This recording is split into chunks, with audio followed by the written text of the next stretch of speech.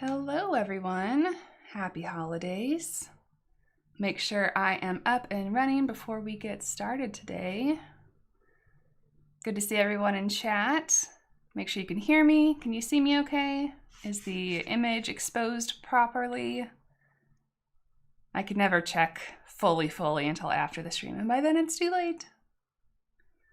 It's been quite a while since we've had a live stream. I apologize. It's been quite a while since we've had a video because life is crazy. But I am glad that you guys could join us today. I hope you've all had a good holiday.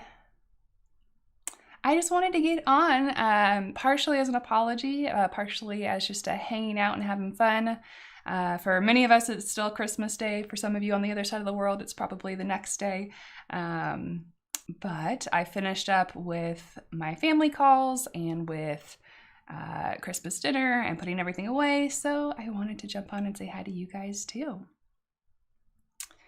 Today is just gonna be mostly a hangout stream. No pressure, hopefully. I am always nervous when I do these, but feel free to ask questions in chat. Use the word question in all capitals so I can see them.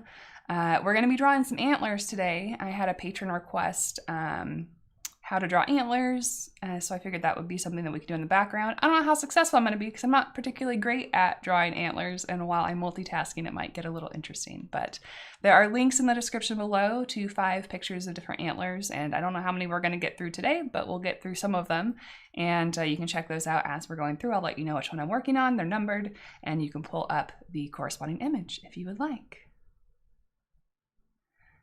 Yeah, Boxing Day for many people. We don't celebrate that in the US, but I know that others do. Thank you. This is, I wish I had a regular Santa hat that would match my green sweater a little bit better, but I don't. So this is I know I'm not really centered on this screen. This is a Sharks hockey Santa hat from a couple years ago when I went to a game on Christmas Eve. So I thought I'd put this on. You can't really see them, but I've got elf ears on too. Those came recently for a D&D thing. I thought I'd pop those on. Super fun. So yeah, I don't know if they still sell this or not. It's a official NHL thing from back when I went to a hockey game on Christmas Eve and they had it. So I bought it, but I have the logo flipped around at the backside. Oh my goodness, I know it's so late for some people. I know Europe, we're not really catching at this hour, maybe really early in the morning. Really early though, right? It's only 8:30 p.m. here in Texas, so hello from Singapore. Good to see you all. I saw Australia earlier. Anyway, how are you guys all doing? It's good to see you here. All right, I'm gonna try and get started while we're waiting for questions to come on in. I'm using just a regular old pencil today, mostly just so you can see it. I'll probably draw still light on the page so it's not too terribly dark, but I did want something you could see. I'm using my Handmade sketchbook, so I can't tell you where to get this, but it is Arch's watercolor paper if you would like to pick some of that paper up. And I've got my Stone Ground watercolor paints. The link to that is in the description. Not sponsored or affiliated with them, but I decided to use those paints today because we're painting antlers, which are a nice natural subject. Figured it was a good match. Hi Joe, how are you? Sorry it's late. I know it's been a long day for a lot of people. I'm pretty exhausted too, trying to muster my energy. I've got some tea that is caffeinated. I normally don't drink caffeinated tea this late, but figured today I'd make an exception. I've missed you guys too. I'm sorry that I've been away for so long. I think about you all the time. I'm always wanting to get back here. I'm gonna push these out of the way. Always wanting to get back here. I'm hoping 2021 will be easier. I don't know why that was like hard to say when I said it. 2021, mouthful. So I'm glad that we're heading into the new year soon here. I can't take much more of 2020, if we're being honest. I think a lot of people share that sentiment, but we'll try and focus on the good today. like I mentioned, if you're just popping in, not great at antlers. We're going to try today because a patron asked very kindly, but don't expect a ton from me. It probably won't be awesome. I feel like I've used up all my good luck today. I made gluten-free bread between yesterday and today, and it tasted wonderful, and that was surprising and exciting, and I'm very happy that it turned out, but I don't expect 2 miracles in one day. Gluten-free bread is rarely delicious, I would say. Never has the texture of regular bread, but I found a recipe that was highly rated, and I worked on that. I have it over on my personal Instagram if you guys want to check that out. I have my professional Instagram, and then I have one that I just post a lot of tea and a lot of plant pictures, occasionally cricket and my gecko Caleb. So you can head on over there if you want more personal take. It's at Denise Things. But there's also, do I have a link anywhere? Maybe I don't have a link on Instagram. Only special knowledge access there. Let's see. Catching up on chat. Just joined Patreon. Welcome. Thank you so much for your support. Yeah, there's lots of tutorials over there waiting for you. I know I haven't been the most active this year, but I think we're over 90 tutorials that are in the backlog. So if you're interested, for $5 a month, you can access all of those tutorials from the last 3, I think almost 4 years now. And they are just there waiting for you.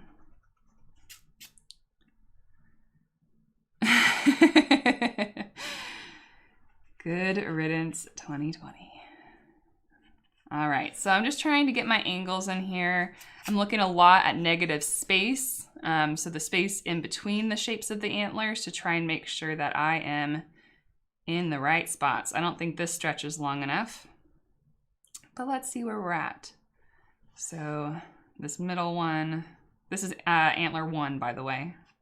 I said I was going to tell you what it was, but hopefully you guys could figure out. We're working on the first one right now. I wanted to start with a more traditional looking antler, like what I at least typically think of when I think of antlers. And then we're going to get a little funkier as we keep going, depending on how far we get. We'll see. Got the high chroma set for core. Excellent. Anyone else get any watercolor related gifts? I don't think I have enough height here. These go up real nice and tall. It'd probably go off the page a little bit. We'll end it a little bit early here.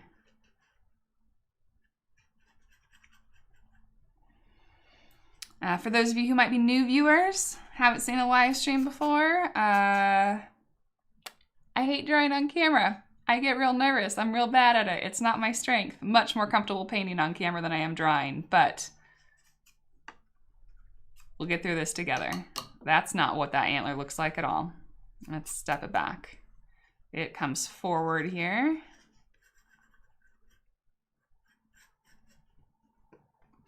We want to make sure not to get too fat, too thick, and remembering that just like tree branches, they're going to taper at the end, so they shouldn't be wider further up that you go than it was down lower on. Let's see. Ooh, so many gifts. Make sure to put the word question in all caps before your questions so I don't miss them. I do see a question about masking fluid. I haven't used any for a while.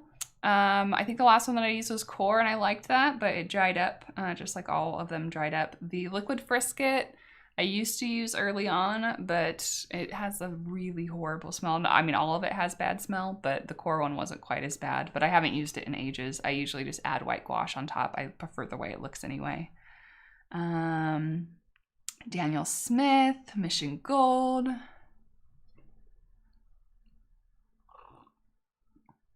Fabiano Artistico, very nice, very nice. A proper paper cutter is a wonderful gift. It is absolutely a watercolor supply. I use it all the time. I actually have 2 paper cutters. Very cool. Merry Christmas and happy holidays to everyone. Good to see you guys too. All right, let's keep going now that I'm caught up on chat. I did not leave enough room for this antler, so keep that in mind if you're drawing along. Let me know if you're drawing along too. Trying to draw these to proportion. I didn't leave enough space. Try and look for,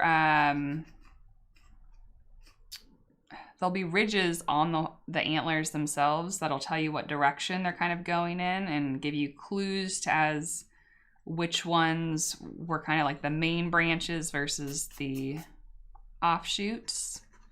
I couldn't find my good eraser before we started, so I'm using this one that makes all these fuzzies here. And not enough room this direction either. Now we know for next time. I was really excited about this last one because it has such a fun little tilt up at the end, but we're not going to make it. All right, we're going to erase this line here.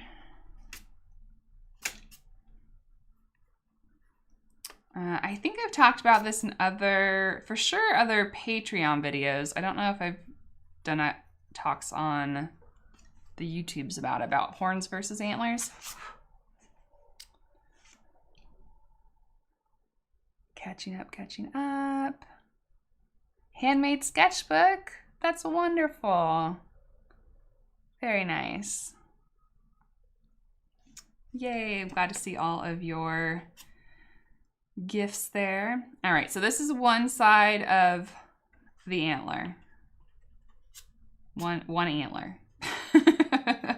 That's how you say that. We've also got some little bumpies where it connects to the head. And I figure just so we can try and get to as many different antlers as we can, I'm going to do one from each set of antler pictures, because if I do both, we will be here for hours. And as much as I would like that, my shoulder will not allow that. So I'm going to draw one or two more before we start painting. The next one is hard. So this is also the similar type of antler, antler number 2, but it's from the front view and you've got a lot of overlapping pieces. So it's going to be real interesting. Other than silver black velvet brushes, what brushes do you recommend? I was just talking about this with a friend. I honestly barely use any other brushes these days. So I've got a variety of sizes of silver black velvets. I do use a flat brush for swatches. I use the Jackson's Studio Synthetic. This isn't gonna focus up close, I apologize, but hopefully you can make that out. It's a 1/2 inch Studio Synthetic brush. I use this for all my swatch cards and if I want to do like lazy swatches. And then I have a little tiny, I didn't think I'd be able to find it, a size 4 flat shader from Princeton Velvet Touch line that I do the little tiny swatches for the Color Spotlight series. That's literally it. I don't think I've used any other brushes in the last year. Maybe a water brush, a Pentel Aquash water brush. I have other brushes that I like and that are expensive, but I just use those. I'm comfortable with them these days. Occasionally I'll pull out one of the Escodas. Sorry, I keep getting off camera. One of the Escoda Perlas. I used to use those for all my detail work. I pretty much stopped doing that. I only use the silver black velvets. They hold more paint in them and can do whiskers and fine details for a lot longer. So yeah, I apologize that I don't have a better answer for you, but it's pretty much all I use these days. Not affiliated with silver at all. They're just my favorite brushes. Hi, Amelia. Merry Christmas. Okay, so we have our first one. This is a little cut off, right? It went off the page here. We're gonna work on the next one. I'm gonna do the left antler because I wanna kind of fill this space up in the spread. So I'm gonna try and draw the main kind of branch that goes all the way through the really big line first, and then we'll put all the other points around it. Let me get that first line in, and then I will catch up on chat again, just so that we don't get too terribly sidetracked because it's me and that'll happen.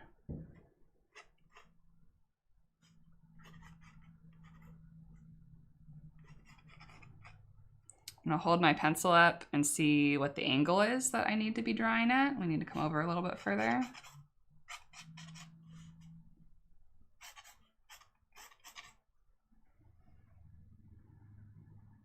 New Imgram watercolors.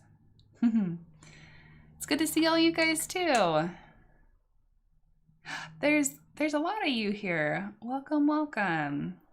I really wanted to make a point, since I've been so absent the latter, well, all year, but especially these last 2 months. I wanted to try and make it up to you a little bit with a little live stream today. So I'm going to zoom into this picture so I can try and tell what's going on. There's a lot happening. I'm going to make sense of it best that I can. So in the back, we have this antler that comes up and joins with actually another branch that goes this direction. It's more wishbone shaped than I originally drew it. So let's do this one that comes out further and then arcs back in. This one almost looks like a steer's horn. Oh, I totally got off track, huh? See, I told you that would happen. Horns versus antlers. Antlers are shed every year and are found on deer. Horns are not shed every year, they are permanent. And they are found on antelope and bovines and other things like that. I might have talked about that in one of the Animal Artists Collective videos.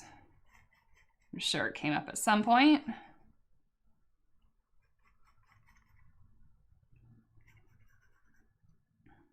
You can see that I'm making a pretty big mess here.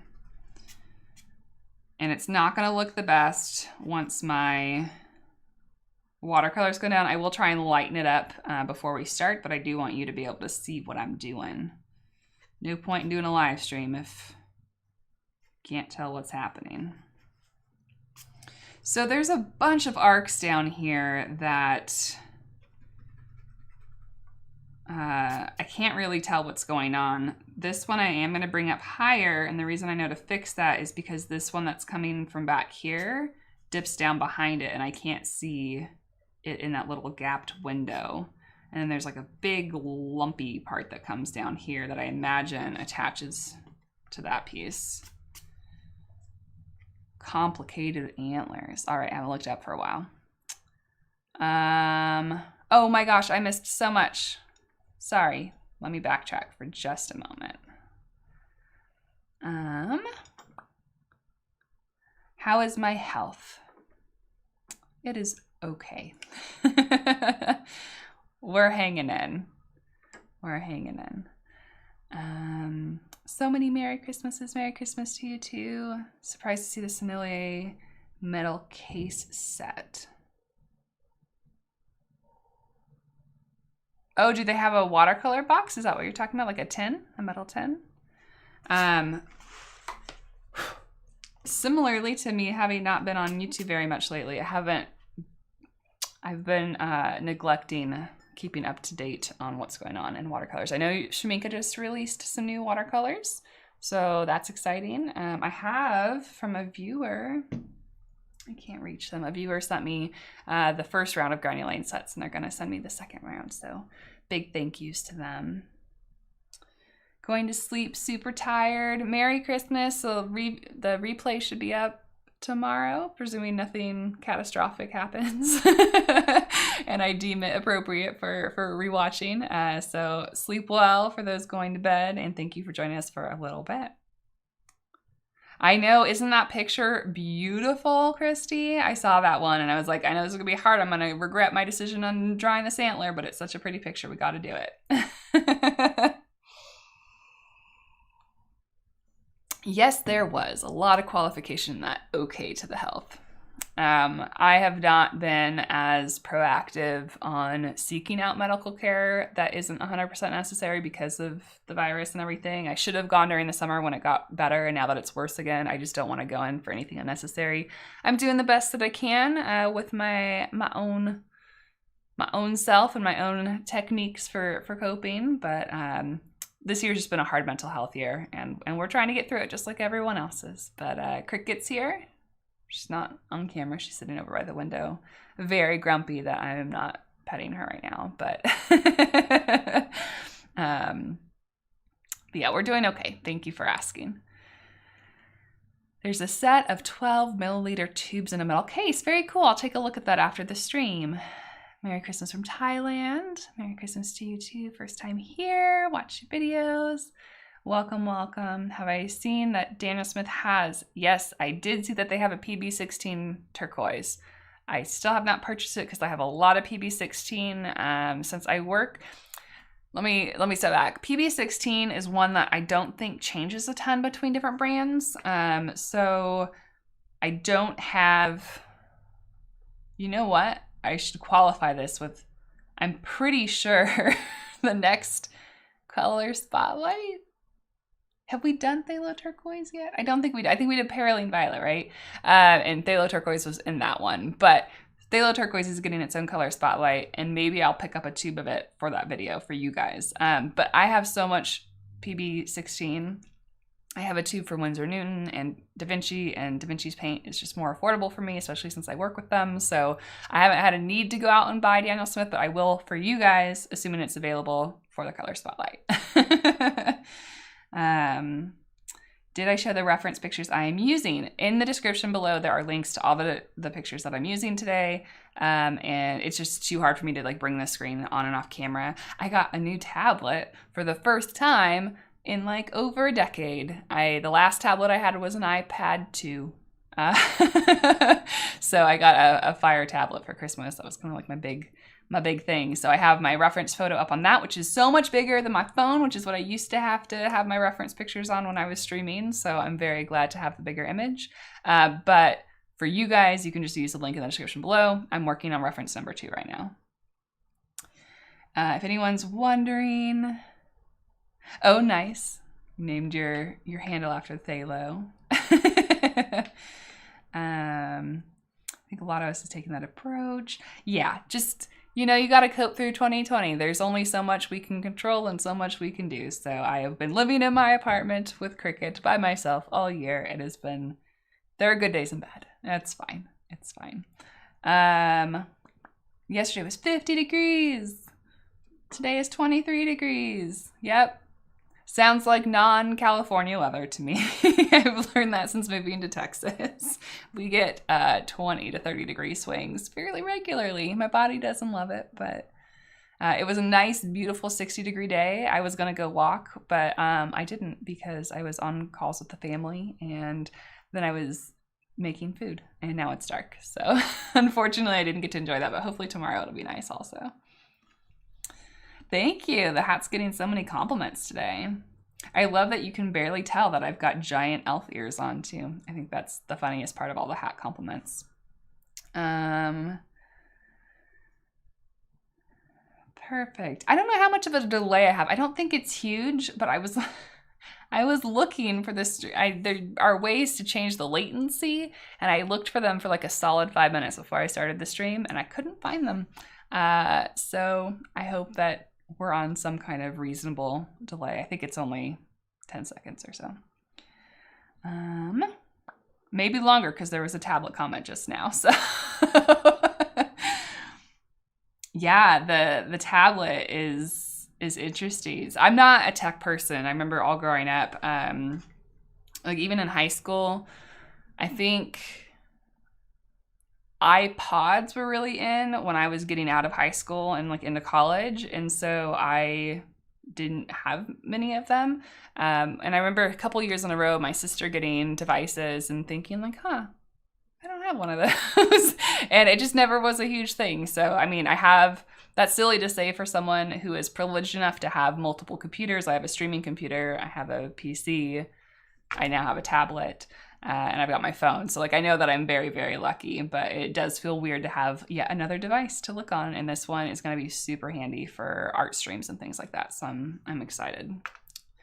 To be honest, I'll probably mostly use it for watching TV in bed, but you know, it's here when we need it for work. The moose picture is amazing. Yep, that is like the moose picture on Pixabay. There are very few others. So that's the one that I picked. All right, let's get on back to this one. So we've got like this crazy trident spork thing. I don't know what words I'm looking for. But this huge like claw-like device at the top of the antlers. And then we're gonna come down. We're gonna start this other prong underneath. Again, looking at the negative space to try and determine where this starts and stops. And we're gonna bring that down and connect it with this main antler here. We can't see this intersection because it's covered up by something else, so I'm not gonna worry about it.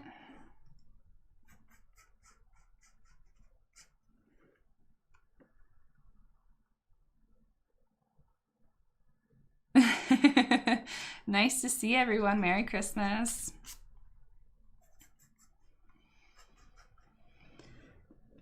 That's not a shape. That's not an antler shape.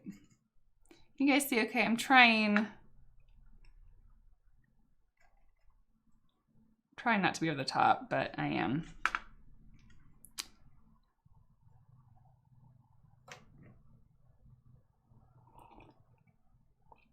Sorry, Jenna. I knew because, okay, so Jenna is one of the patrons, and I usually post the patron live stream links to Patreon directly. I let the patrons know ahead of time that I was going to be doing a live stream on YouTube, but I did that. I should have mentioned that I did that because when I start live streams on the channel, I get super nervous because it's like public and there's a lot more people here. And so I was like, I'm not going to worry about posting a link. I'm just going to let them know that I'll be there. So I apologize that you didn't get a secondary link for the video, but I just get too anxious before live streams.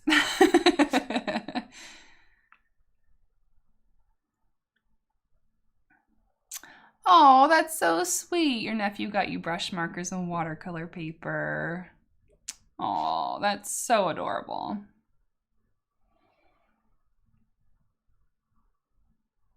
I'm half dressed nicely today. I have a nice sweater. You can't really see it. My hair is taking over everything.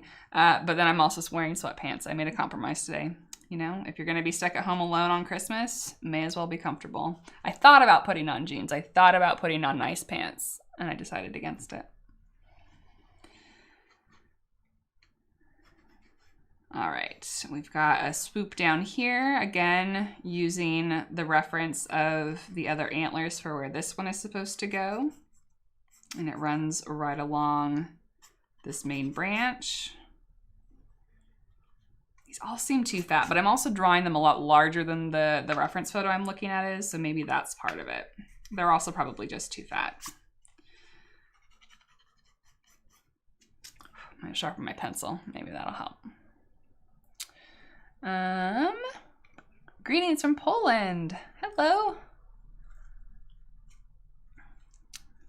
Tested on my brain to figure it out.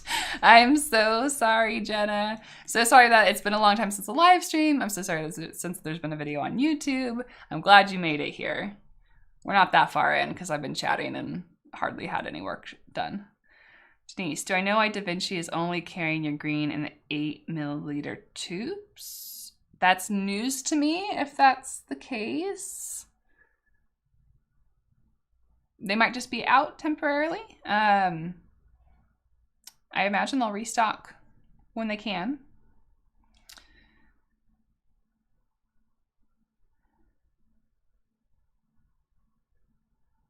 You wear your curls however you like.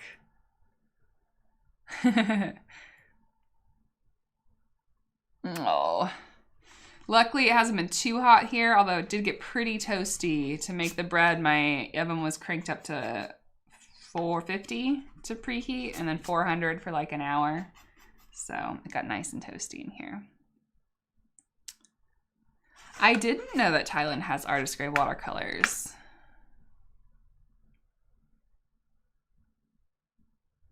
that'd be really sweet of you if you want to send them. I'd be happy to see what they look like. I still have a huge backlog, and I apologize to everyone who has sent me samples. I have Schminke samples. I have Renaissance samples. I've got a whole basket of things. I have Peerless watercolor samples. I need to get all those videos out. This year has just been absolutely insane, and I feel like I'm moving at a slower than a snail's pace. Snails are lapping me at this point. So to restock my pans, want a larger tube. I apologize, Christy. You could email them. They're pretty good about getting back. I imagine over the holidays, maybe less so. I don't know what their schedule is like over the holidays, but you could ask them and see when they're going to have them back in stock. What did I eat for Christmas dinner? My Christmas is always a repeat of Thanksgiving. So I had turkey breast, mashed potatoes, gravy. My favorite vegetable side are peas with sauteed mushrooms. So that's what I make for myself here. Cranberry sauce. And my homemade bread this year. So that was really exciting. I haven't had actual bread, like good bread, at the holidays for years. My aunt used to make these amazing little rolls that I loved, and I ate like 1,000 of them every Thanksgiving and Christmas. But I haven't been able to have those for a long time. So that was a nice treat. I haven't had dessert yet, which is, if you knew me, that is weird. It's just been a day. Because normally I eat dessert immediately after eating dinner. I normally make an apple pie every year for my entire adult life. I didn't make an apple pie this year. It's just a lot of work and I wasn't feeling up to it, but I did make brownies last night. So I'll have myself an ice cream sundae with a brownie after the stream. Surprise! Welcome. That's what I was hoping for. I was like, I don't want to overpromise and underdeliver, so we'll just do a surprise Christmas stream if I can make it. Just baked a loaf of whole wheat bread yesterday. Excellent. Yeah, I bought everything for bread making at the beginning of quarantine. I bought a cast iron Dutch oven. I bought a proofing basket even, which I don't even think is necessary, but I bought one. And what else did I need? I guess that's it in terms of equipment, but I bought those things, and the cast iron Dutch oven was literally still in its box. It took me forever to find yeast when at the beginning of the pandemic, everyone was out of yeast. I don't know if that problem ever resolved itself. I assume it has. But after like 3 months of not being able to find yeast and wanting to make bread, I bought a package on eBay, and the only quantity I could get it in is a 2-pound block. So I have a lot of active dry yeast. And then I just lost all momentum for anything in life in 2020 by the time I got the yeast. So I didn't make bread this entire time. And now I'm kicking myself because gluten-free bread, even though it doesn't taste as good as regular bread, it's easier because you don't have to knead it, because there's no point in kneading bread that doesn't have gluten in it, because that's why you need bread. So it was a 22-hour wait between when I started and when I got to eat the bread, but most of it was me just passively waiting. It was super easy, and I'm totally gonna do it again tomorrow morning so that I have bread the next day, and we'll see how long this goes. But I'm excited and also scared about my calorie intake over the next month or two.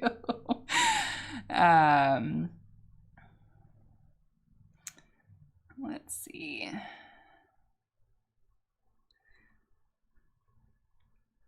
If you're offering to send paints or anything, make sure you go to my website. There's a link in the description, and use a contact form and contact me that way. I can chat with you over email. Yeah, a lot of paint companies and stores are out of colors. Supply and demand, workforce, safety precautions is just really messing up chain of supply. I did see that Arches is back on Amazon finally. It was off of Amazon for a long time. Oh, I'm sorry you didn't have a good dinner, Mikey. Yes, Christy, it's a ton of yeast. I think we are on a longer delay. I apologize. The rate that I'm seeing responses to my questions are a little bit delayed, so I apologize if it takes me a while to get to your question. Yeah, it's a lot of yeast. I only used 2 teaspoons for this recipe, and it did not make a dent in the bag at all. Side question, where can I message you on IG about possibly setting aside a zipper pouch for when I reopen? I'm not able to hold those, but if you join my mailing list, or are on Patreon. You don't have to be on Patreon, but if you're on my mailing list or on Patreon, I'll send out an email before the store goes up. I'm hoping, I can't promise this because I really want to have everything restocked when I reopen. So I'm going to be waiting on prints because I need to restock prints. And assuming the prints are here on the 1st, I will open the shop on the 1st. If they're not here, then I will open them as soon as they get here and I have restock quantity. So if you want to join either the mailing list or if you're a patron, I'll let you know as soon as the shop is reopen. I can't do the hold orders just because it's fidgety on the back end. So I apologize. If you want to ask about supply, I can tell you how many I have left if you want to ask how many of a certain bag there are.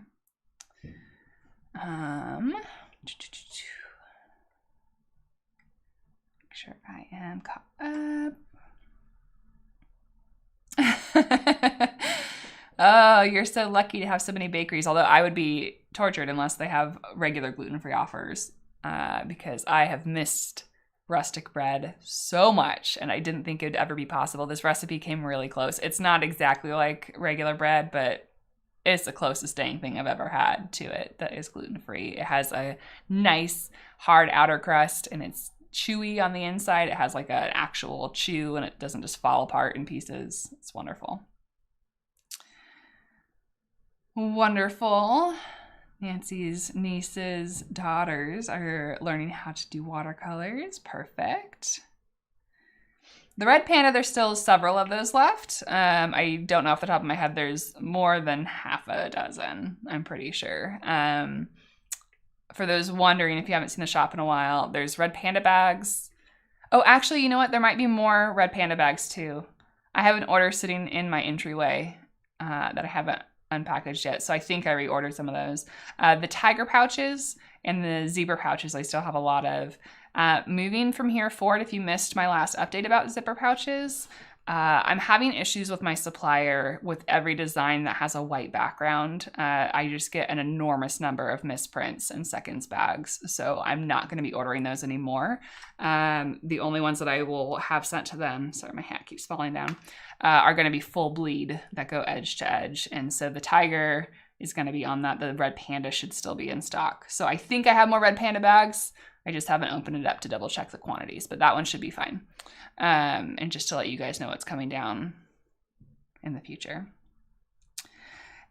Mary, if you want to go over to my personal Instagram at Denise Things, I have a post that I just posted with the bread. It's also, if you do a Google search for Bob's Red Mill, no need gluten-free rustic bread. I can't type that into the computer right now. I will lose all train of thought, but that is the gluten-free recipe that I used. It uses I'm a visual person, shouldn't shock anyone, the red bag of gluten-free flour. There's two main flours that Bob's Red Mill has. There's a red bag and a blue bag, and I use the red bag. It's made for breads versus cookies and cupcakes and stuff. Ooh, that's exciting. There is gluten-free bread at the bakeries. Wonderful. Had a fantastic lunch with seafood. Oh, yes. That seems fitting in Australia. Oh, thank you, Joanna. All right. Let's get back to antlers. I said I was going to do that a while ago, and we got sidetracked again with delicious things. That's okay. Oh, I know why. I'm having a hard time with my screen. There we go. We're going to come up here with this last branch. That comes down.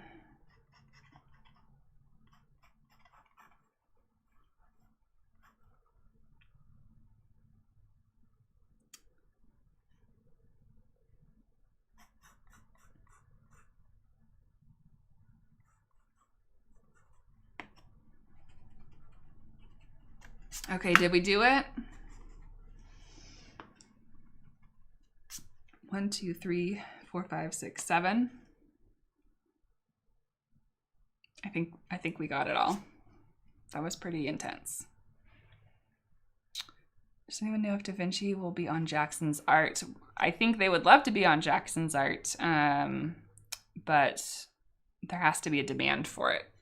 They're a very small company, and so the more people that ask for it, the more chance. From what I understand, I don't have any control over this whatsoever, just so you guys know. But from my understanding, from when I started working with them, which was I think close to 2 years ago now, they would like to be in other places, but they're a very small company, and so it's hard to get international recognition for that. I'm sorry that shipping is so expensive. Shipping here, just so you guys know too, and I'm not saying that you're implying this at all, but just in case you're wondering, shipping prices are outrageous here. I have seen numerous people from other countries send me small packages, which thank you very much if you sent one with like swatches or pans of paint or something in them. And the shipping cost on them is like really low. Here it costs a minimum of like $15 USD to ship anything that isn't a letter. So even if it's a rigid flat mailer, it costs $15 US about. I mean, that's an estimate, but the prices are just super, super high. And they've been going up since the COVID stuff. So I shouldn't have said that. I don't want to get demonetized, but just with the pandemic and everything, it's been crazy here. And for the international viewers too, I sent a friend a package on December 1st. It has not gotten to its destination yet here in the United States. So everything is super wonky here, and hopefully it's sorted out, but I don't know if or when that's going to happen. Let's see. My bread place closed because of, oh, I'm sorry. That really sucks. From the typewriters. Where did I learn how to paint and draw? I'm mostly self-taught. I've been drawing since I was a kid. I had lots of the books or whatever. I took a couple art classes throughout high school and college, but I was always at science magnet type schools. So I didn't have a whole lot of time to foster that until I left. And then the internet is a great place. I took one watercolor class with someone who's now a good friend of mine. I met them teaching the watercolor class, and now we still hang out and do Zoom calls and stuff. So networking online, Skillshare classes, other workshops. Lots of artists will offer individual workshops. It's a good place in the pandemic times to look online for those resources for sure. I wish I could give you in-person recommendations, but that's not going to be for quite some time.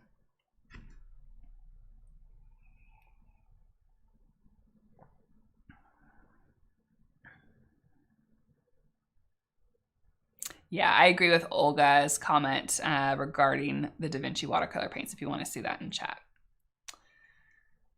Got some Daniel Smith paints for Christmas, painting, excellent. Oh no, I'm so sorry. I can imagine a chocolate business right now would be so difficult. I just got some chocolate for Christmas. My favorite candy shop back home in the Bay Area. I haven't had since I was visiting there this time last year, and my friends thought I stayed with when I went there sent me some more of my favorite kind. It was so sweet. But shipping is just a disaster. I closed my shop a couple weeks ago because I was like, we're not going to deal with it between now and Christmas. Things are just going to get lost. So once things clear out, we're back to normal, then I'll start shipping things again.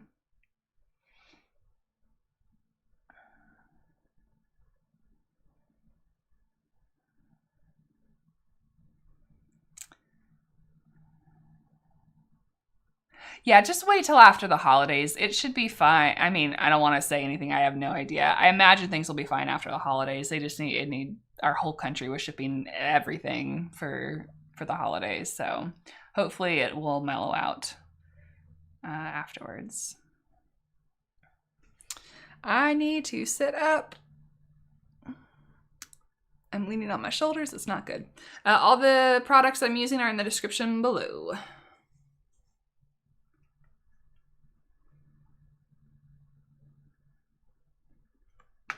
All right. I'm going to paint these because I don't know how much longer. I don't know how long it's going to take to paint. And I clearly can't keep a single focus right now. So we have two. We're gonna go back to Antler number 1 in the description below for the first one, and then we'll go back to the second one, just so I don't drag my hand through paint. I'm using Stone Ground Watercolors, which is a Canadian company for any Canadians that are in the stream right now.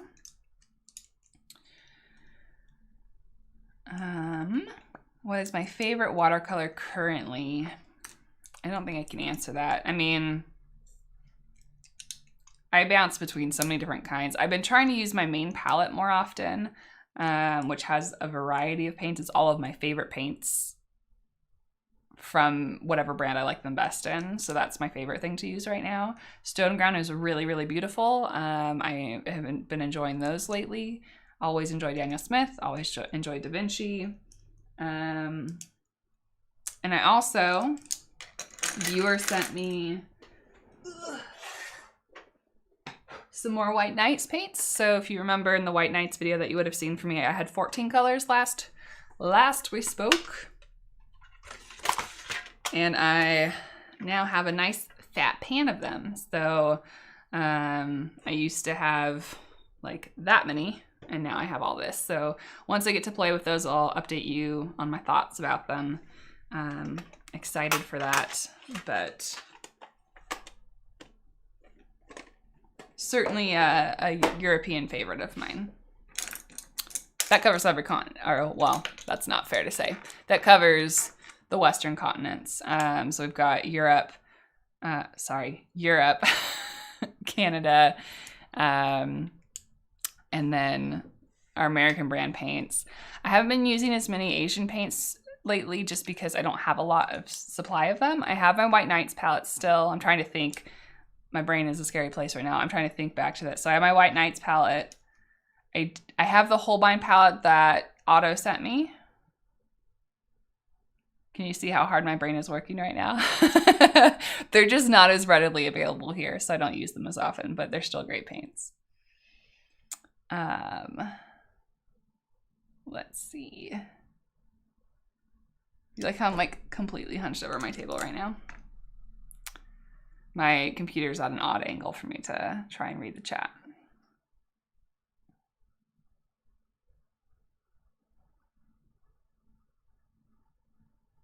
Yeah, so Francine, if you want to check out Stone Ground, I have a do I have a video here? Maybe I haven't done one yet. My brain is broken. I don't think I have a video yet. I have done Patreon videos. If you are on Patreon, Mary has videos. Mary Stanch has done videos on Stone Ground. I believe that Sade at Sadie Saves the Day has some videos on them. There's plenty of videos online to tell you about the Stone Ground if you want to check them out.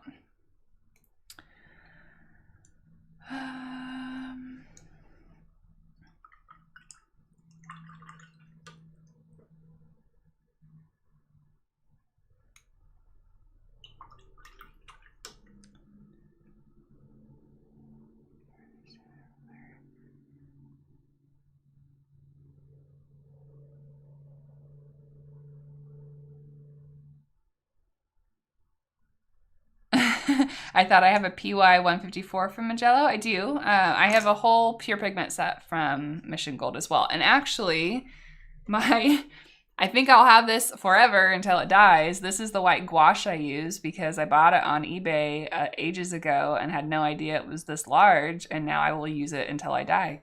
I ran out of my Mission Gold a really long time ago. I'm sorry, I ran out of my Winsor Newton a long time ago, and I just have been using this. I actually really like it. I used it in my Skillshare filming for my upcoming class on black watercolor animals, and used this for like the white highlights for whiskers and things, and it worked really, really well. So I do have that, and I use a lot of it.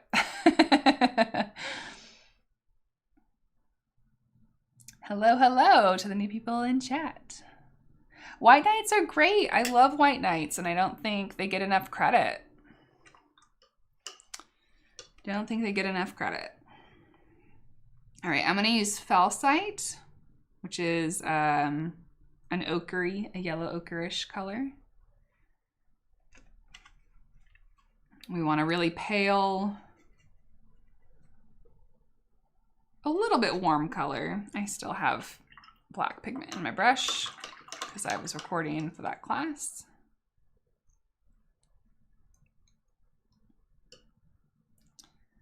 Do I have any opinions about Splash of Color? I haven't heard of Splash of Color. Where are they based out of? I assume with the U, they're not American.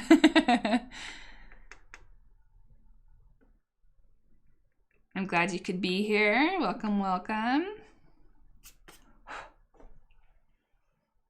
Really just hanging out. I apologize for anyone watching this on the replay. I'm sure it's not very entertaining given I'm barely painting or drawing. We are mostly just chatting.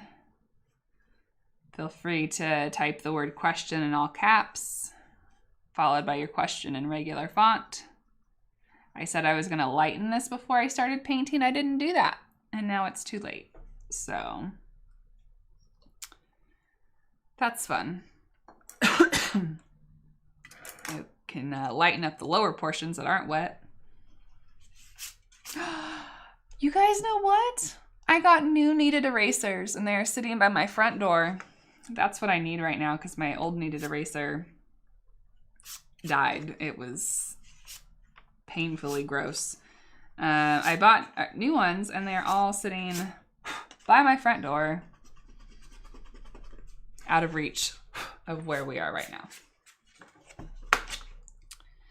If you don't know that trick, once you draw something, use a kneaded eraser to pick up the pigment and make it lighter so you can paint over it without trapping the graphite.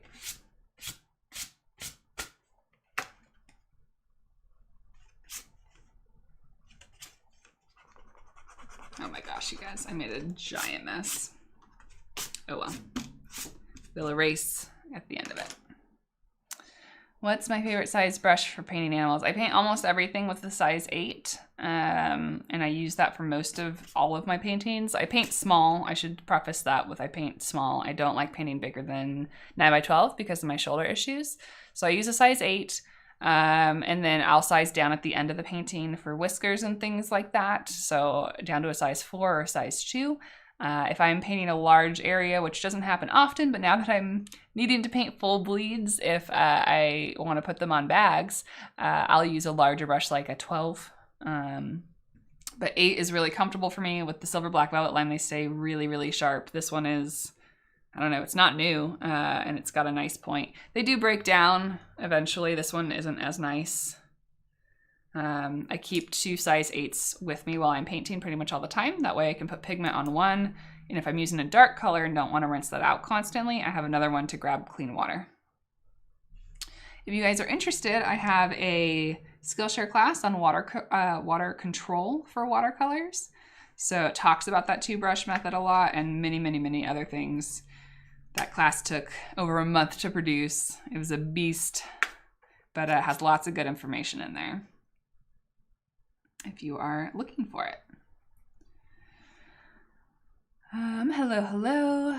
Got a cute kitten. Aw, congratulations on your new fur kid. What is your stuff sitting by my front door? I don't know what that question means, Olga. I'm sorry. I have my kneaded erasers. Those are soft gummed eraser that help pick up stuff. That you don't use them like you would use a regular eraser, but they help pick up and lighten things up. Remember that I lost my kneaded eraser, but failed. Oh no! I'm so sorry. I dropped mine too, and it landed in a pile of cat hair. There was no saving it. I just threw it away and ordered more. What size would you recommend for black liner pens? I don't use pen and ink very often, so I don't feel like I'm the best person to answer you for that, Joanna. And I don't want to give you the wrong answer and have you be upset with me. I can say that my favorite liners are, I don't know why I tried to show the tiny camera. They are I shouldn't like these guys, and I don't want to like overly support them because This is specifically a PN, which means plastic nib, and they don't hold up super, super well. If you use smooth paper and you're not going to destroy the tip of it on watercolor paper, I would recommend these. I like the way that they write.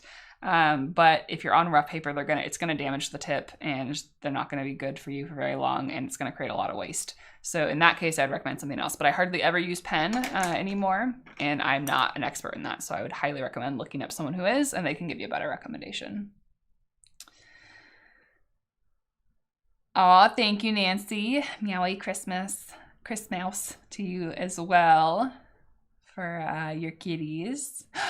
Hello, Jess. How are you? I'm using stone ground paints in part. I'm not gonna lie. Was thinking of you when I chose them. So we've got those going on. I'm not doing a whole lot of painting. We've been live for an hour, and this is all we've gotten because we're just chatting a bunch today. Yeah, I got a pack of 3 kneaded erasers, so I feel good about, you know, my supply. It just doesn't do me any good that they're sitting by the door. I also am mad that I don't know where my other good eraser is. Like, the eraser that I prefer is not here, so that's what I'd prefer to use. But am I caught up in chat? Is my 24 color suitable for landscapes? I don't paint landscapes, so I don't want to give you the wrong answer for that, just like I don't want to give the wrong answer for pens. I think that it's a very versatile palette. How it is designed, if you go back and look at the video that launched that 24 color palette, is that there's an entire row, so 12 colors are meant for being vibrant, mixing colors, so you'd have all your primary colors and most of your secondary colors, so that you can mix whatever you want with those. And then the whole second row is all landscape we're talking about landscape painting. They're all natural colors, all browns and greens and things like that. So I don't see why they wouldn't be good for landscape painting, but I don't personally paint landscapes, so I don't want to give you the wrong information. But I designed it so that you have a whole row of mixing colors and that you have a whole row of earth tones that would lend themselves well to painting animals and hopefully your landscapes and portraits as well. All right, let's see.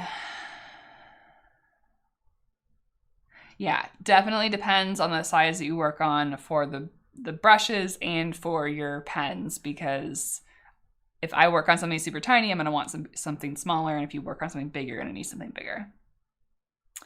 I'm glad that you are enjoying your stone grounds.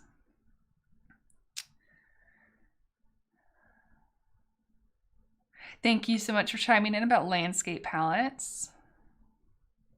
I appreciate it. It's one of the things too it must be my mixing class on Skillshare. No, my palette creation class is talking about picking colors for various palettes. And my recommendation, of course, on that class is teaching you why you would want certain colors and how to gauge how you would want certain colors for your palette. And then I have a very short section that states that I'm an animal painter, so my preferences lean towards that. But then I also featured work from other artists. Steve at the Mind of Watercolor is the one that I used for the landscape examples, and said to go check out his work if you want helpful tips for landscape, since he does so many of those. Thank you guys all. I appreciate that. But yeah, I wanted it to be a really versatile palette so that you'd have options and that it would fit more than just my needs. Although I know if you're a floral painter, you might not have a need for 12 earth colors. So that is a recognized trait of the palette.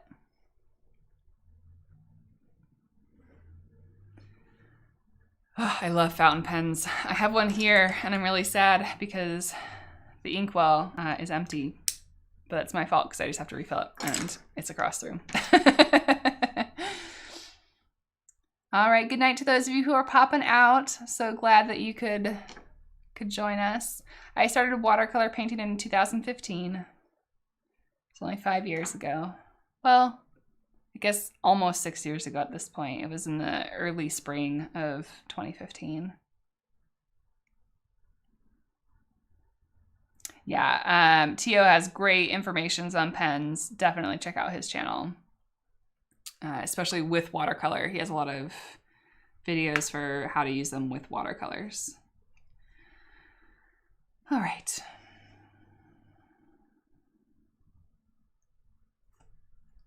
Guys, I just want to chat with you. I don't want to paint. Is that like, I feel like that's not the right attitude to have for a watercolor live stream. We're going to use the raw umber green shade for our next darker color.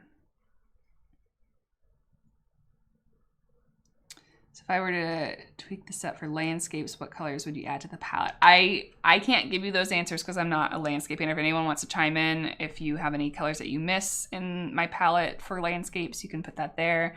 Again, I also recommend checking out Steve over at The Mind of Watercolor. He has a lot of videos on his favorite colors, and that could be good information for what additions you might want to add to that palette.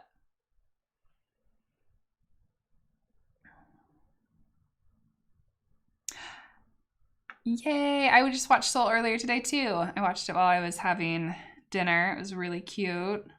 Definitely took me on some twists and turns, guys. I mean, no spoilers in the chat because it just came out today, and I'm sure people haven't watched it yet. But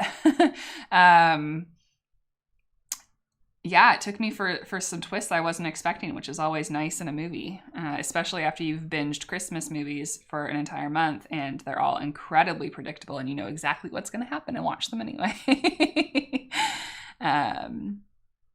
Yeah, welcome to the stream.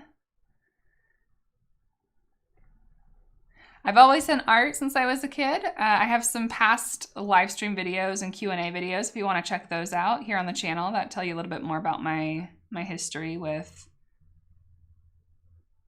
art and painting, and watercolors just came to me in a unique way a couple of years ago, I guess 5 years ago now, and I really gravitated towards them heavily, and I tried other mediums. There's a whole Let's Learn series on this channel where I try different mediums, and they just weren't my thing, and watercolors are, and so I focused on them pretty heavily. But before that, I did pastel and graphite and charcoal, and I still enjoy some of those mediums, not all of them, but some of them.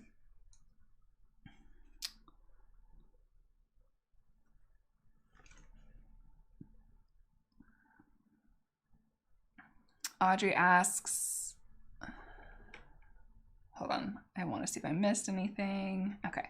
Audrey asks if they re-wet easily. Like all handmade watercolor paints, they take a little bit of effort to re-wet, but for the most part, they're really good about it. Especially if you put a drop of water on and come back to them, it's fine.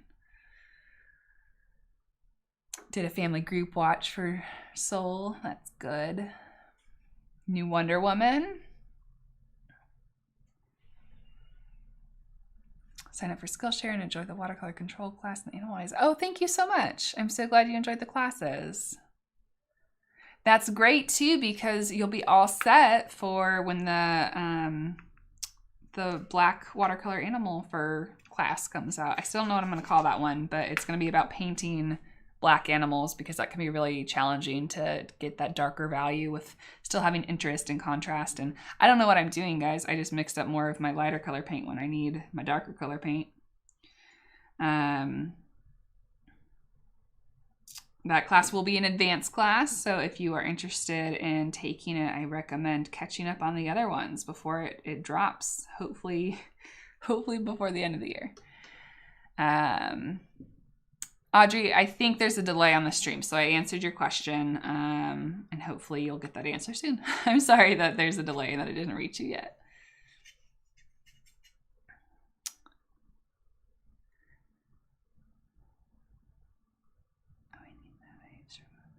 Yes, the white animal class is going to be the accompaniment that comes out next year. So I'm starting with black animals, and then we're going to do white animals next year as well.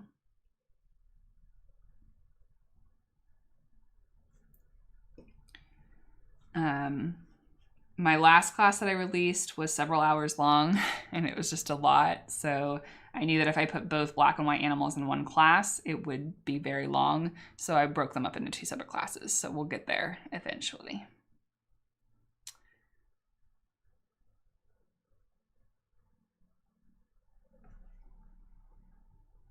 I'm glad you guys are excited.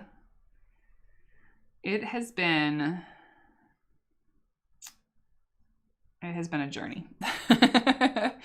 I have, I think, 5 or 6 samples now, and I still have to paint another one for the YouTube accompaniment. So hopefully I'll get that done at some point, but lots and lots of practice for black animals. What happened here? What was I doing with my life?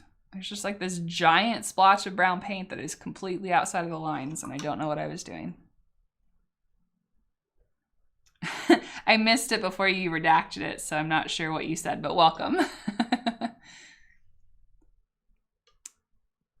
Finished your Daniel Smith dot cards. Awesome.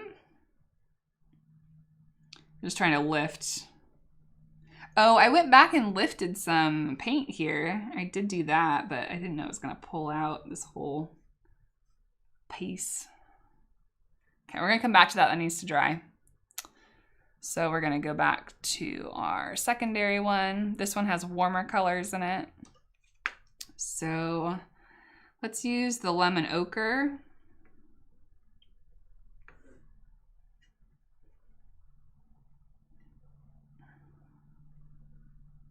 We're going to use the lemon ochre for the lightest parts. Let's add in just a hint of the Patchouli red earth.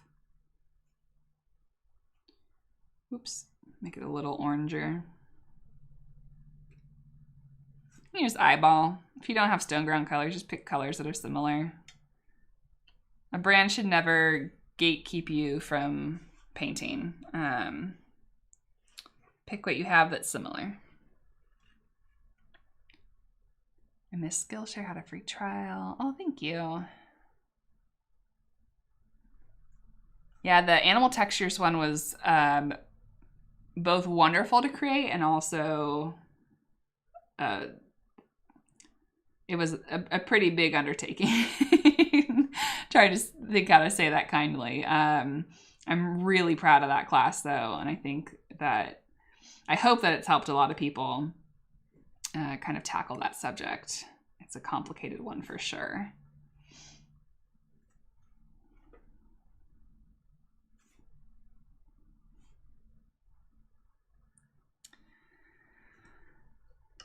Painting the lines is hard. Yes. Whoops. We're going to use our warmer raw umber for this. So I have a raw umber dark neutral from Stone Ground.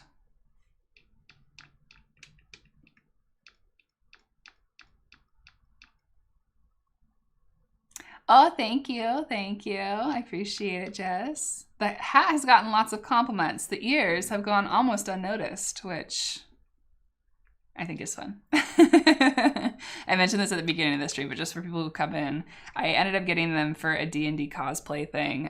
But I was like, it's Christmas. There are elves at Christmas. I'm going to wear a hat and I'll put on the ears for funs. So that's why I'm wearing elf ears for anyone confused.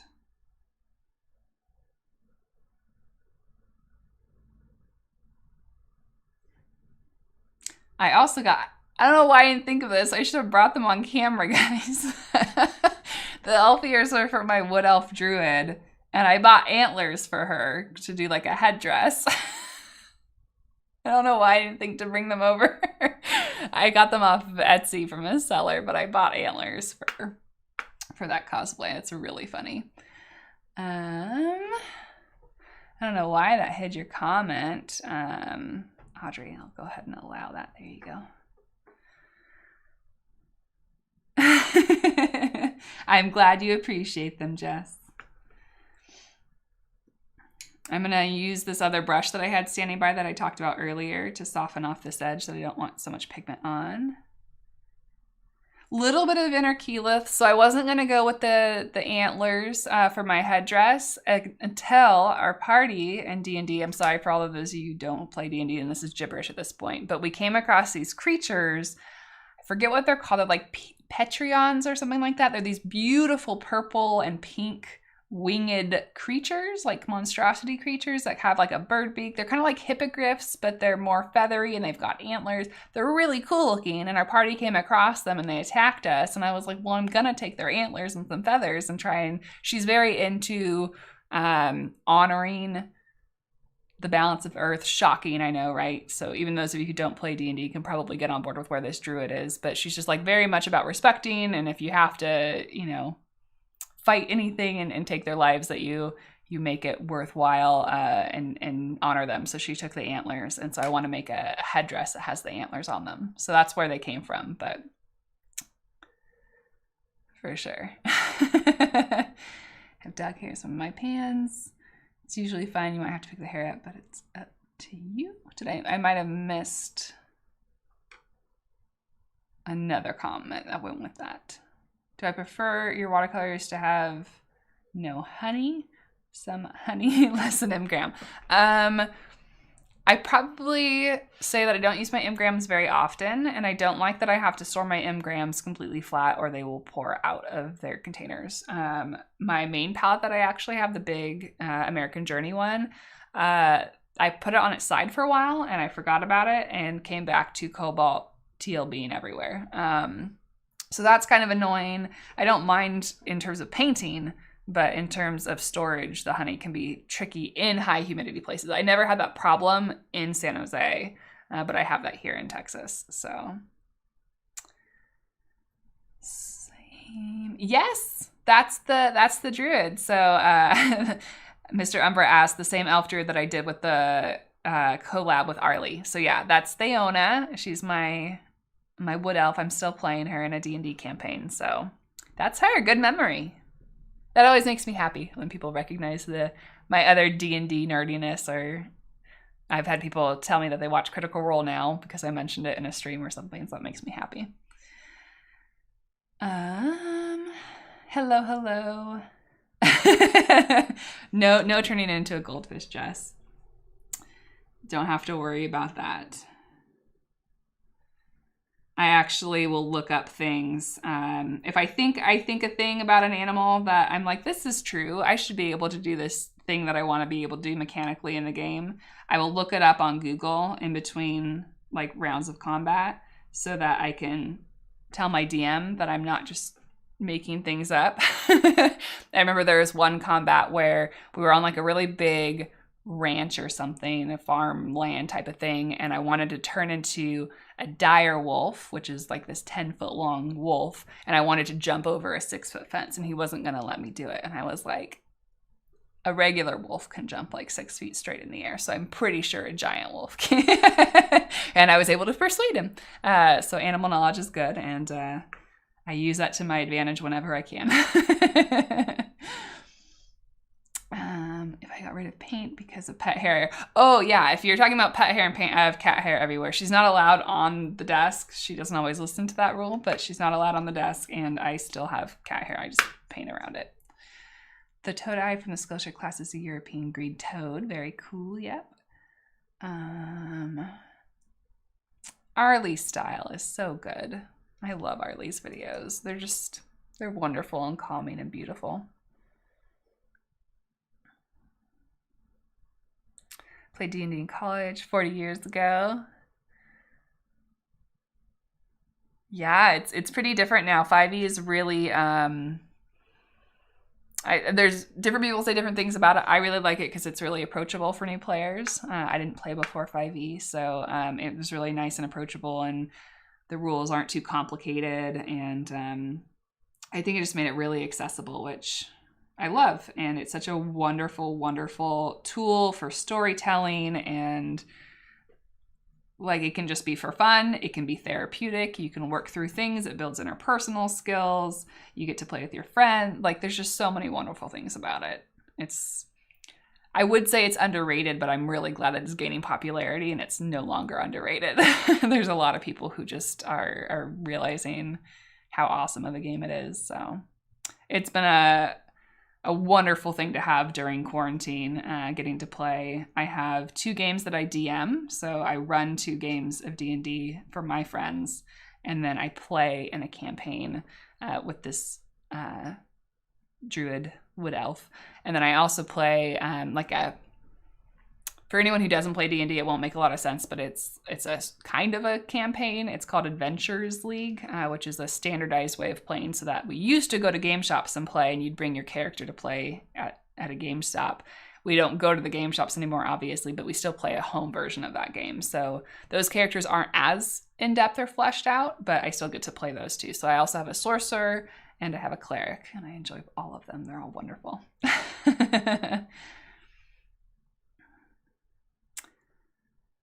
Hello, Alice. Oh, that's so wonderful. I'm so glad that you got some paints to play with.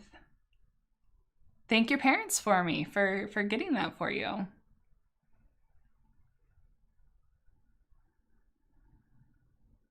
Yeah, Arlie's wonderful. Her work is great. If you're watching this video and haven't seen her, I don't know how that's possible, but if you haven't seen her, go check out her work. We've done 2 collaborations. We did one a couple years ago and then one, I think it was earlier this year. Was that accurate? I don't know. Time is weird. I think it was right before I moved, so that would have been early 2020.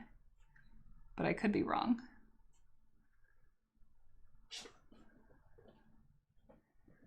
Would I ever do a live collab or talking through Zoom? That's a fun idea.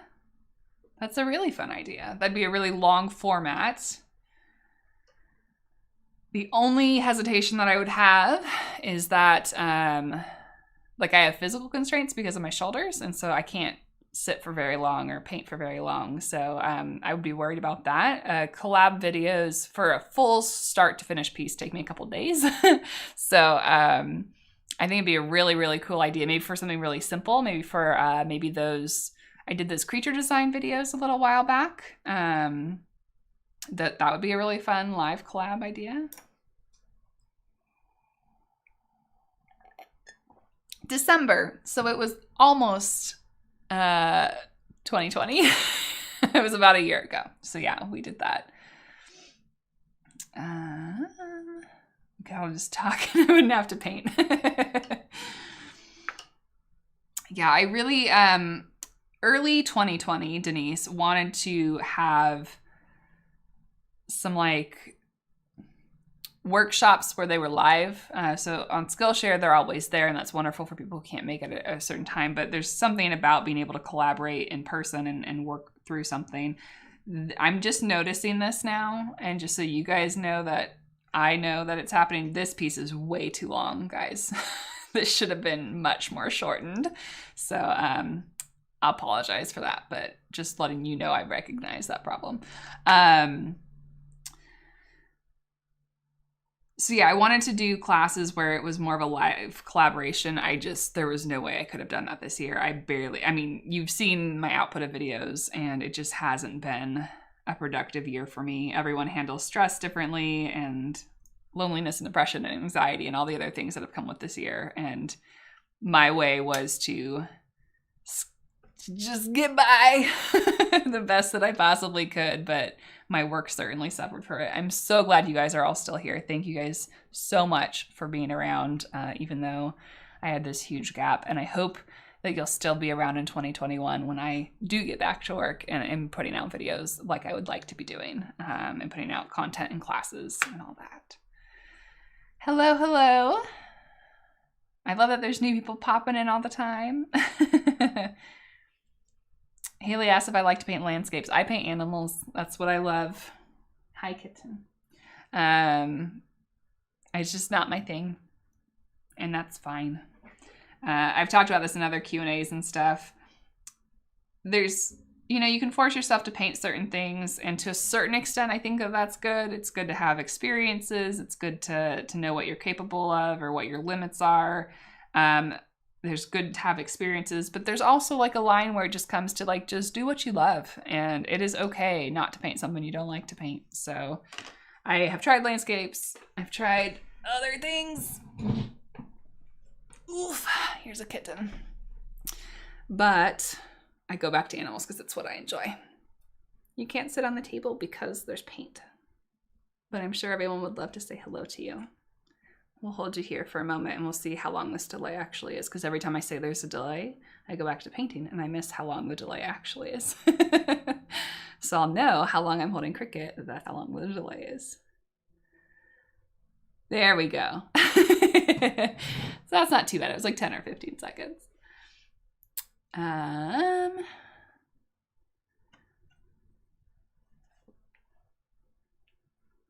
Yeah, she sits just out of camera almost all the time, and so you can't really see her. Exactly, right? We all had huge plans at the beginning of all this, and some of us could accomplish those, and those people are amazing, and I'm so grateful because there are so many times that I have needed external entertainment and needed to go to YouTube for getting out and out of my head and out of my bubble, and I'm so grateful to the people who really thrived in this setting. I was not one of those people, and I needed just to take some time. So I'm glad that there's a balance of both types of people in the world, so that there's amazing people who are putting out content for us to consume during this really difficult time. I wanted to be one of those people for you guys. I wanted to be able to put out like a little bright moment in everyone's week where you could just kind of escape. I just wasn't able to do it. So thank you guys for understanding, and hopefully next year will be better. Yes, that is the camera. Hello.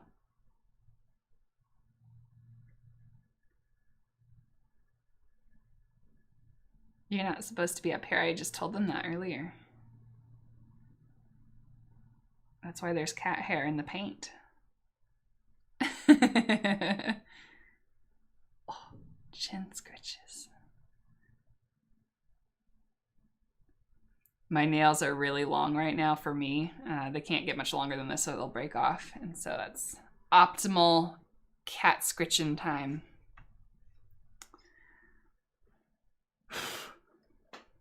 All right. I never even attempt to paint when she's up here because it's pretty useless, but we'll try. I assure you, Cricket does not want to paint. She only wants me to stop painting to pet her.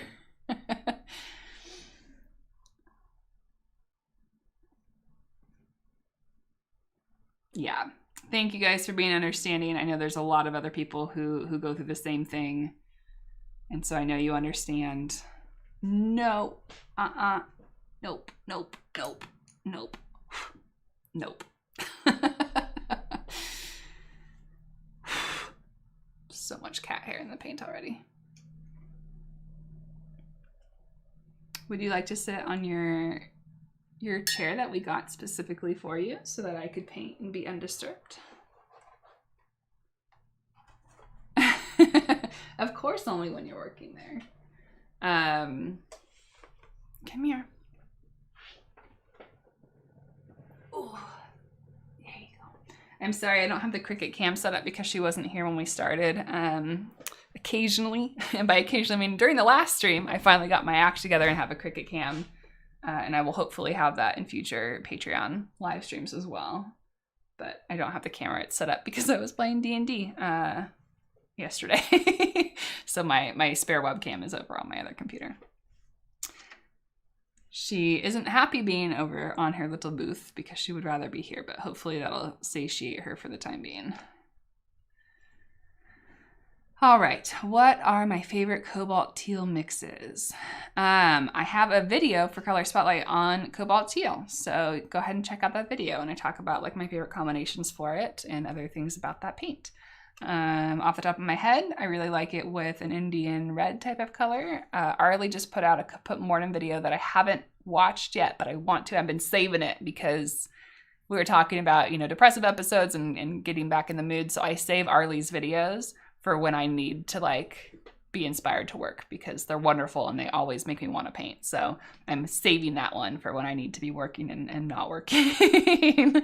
But she just put out one on Cobalt Teal and Kaput Mortem that I really want to watch. It's really pretty with Potter's Pink. It's really pretty with purple colors, like a Perylene violet type of color. Let's see. Dog.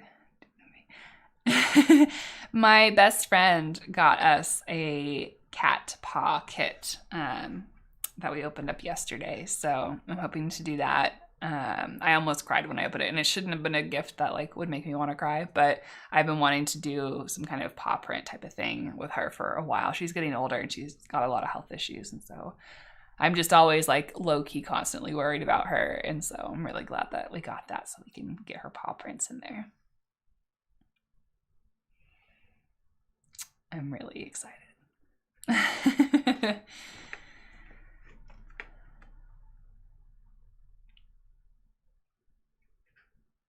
Cobalt Mortem is a great mushroom painting color. Cobalt Mortem is just a great color.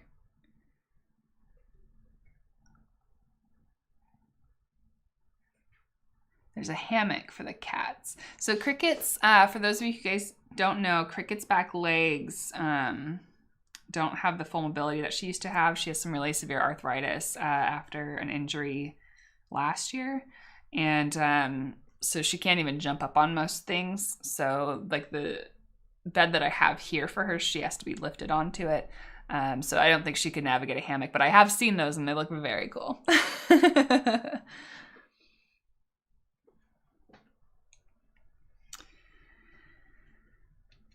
Alrighty.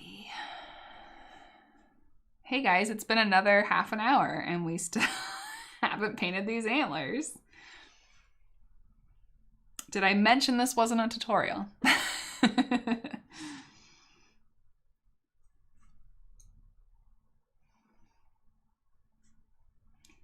I'm trying to use kind of streaky strokes here, going with the grain of the antler so that we've got the stripes in there. There's striations.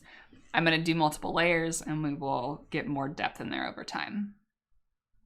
Which version of Cobalt Mortem do you like?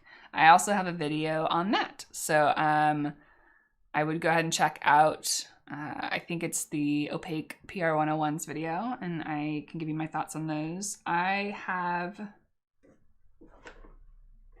want to say Winsor Newton's version on my palette, maybe. But I don't have a ton of experience with Cobalt Mortem. Whatever I have experience with is in that video. I also got a new half pan, or a new full pan in that White Knight set that I showed you guys earlier, so I haven't gotten to use that yet in a painting, but and I also might have gotten the Roman Smalls after that. I don't remember. Time is non-existent anymore. I don't have, so my short answer is I don't have a particular favorite. I will use whatever is given to me. I also really like Da Vinci's version. They don't call it Cobalt Mortem. It's in my palette. Come on, Denise. I'm really telling you guys my brain doesn't work anymore. Violet ochre, violet oxide. Violet iron oxide. That's what it's called. We'll figure it out.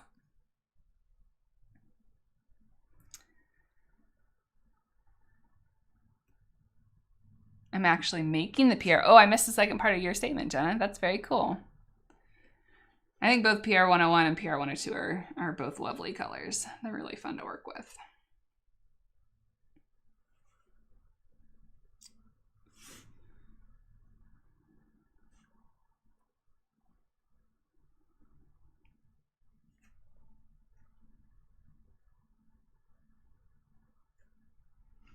All right, we're gonna bounce back to this top one. And I'm still going to use my size 8 for those of you who are asking about brush sizes before. We're still going to stay size 8. I'm going to use my warmer raw umber. Still a raw umber, so it's not warm, but it's warmer. Is one more brown and one?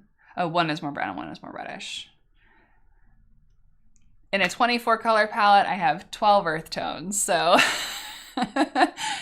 I think it's pretty safe to say that I am a fan of multiple varieties of multiple earth tones, and so it is hard to pick without seeing them specifically. And especially those two pigments vary so much that I would really have to see individual ones to let you know what my preference is. But for the most part, I'm not picky with opaque earth tones. I just think they're really beautiful, and I'm sad that it took me so long to come around to them. So in this layer, I'm specifically going into the darkest areas of the antlers, and I'm using the very tip of my size 8 to draw in some of these lines, and then I'm going in with another brush, and we're softening off some, but not all of those edges. So we're going for some texture, but we don't want it to look like a cartoon tree trunk. You're talking about fountain pens earlier, what pens and inks you use. I don't know the name of this, I'm sorry. I don't use them extensively. I bought this on Amazon because it had good reviews, and that's it. So I would highly recommend going to Teal's channel. He will be able to give you actual recommendations. I only looked at a review on Amazon, so, and I can't tell you how they compare to other fountain pens because I've only used like 2 fountain pens in my life. And that only comes from me wanting to save you money. I don't want to claim to be an expert in anything I'm not an expert in. So, is my favorite burnt sienna still the Da Vinci one? So my favorite burnt sienna is actually the Daniel Smith one, and the Da Vinci is my close second. So Daniel Smith is so different that there isn't another brand that looks like it. It's like this pinkish brown color. Out of every other more normalized burnt sienna color, Da Vinci is my favorite, and it's the closest to Daniel Smith, which probably shouldn't surprise anyone.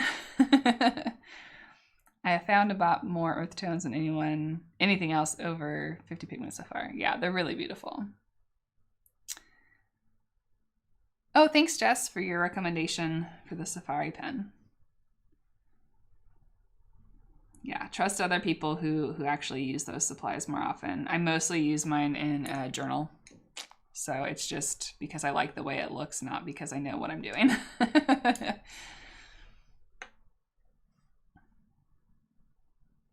All right, when we come to this intersection here, we want to be really careful to look at what direction these lines are going. There's a big swoop here. It's very fluid.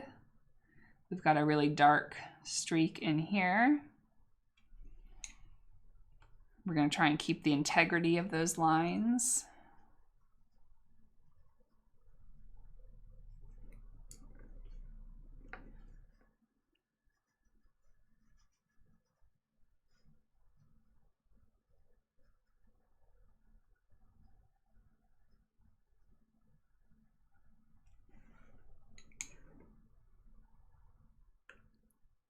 Yeah, there's we have a whole chat on our Patreon Discord that is about pens, and as far as I know, it's pretty active. I'm not there very often because I don't know about fountain pens or use them very often, but I think that was one of the first channels that we broke off really early on when we were making the different chat channels, because there were so many people talking about pens and fountain pens. So we broke off a channel so that there's a place to do that.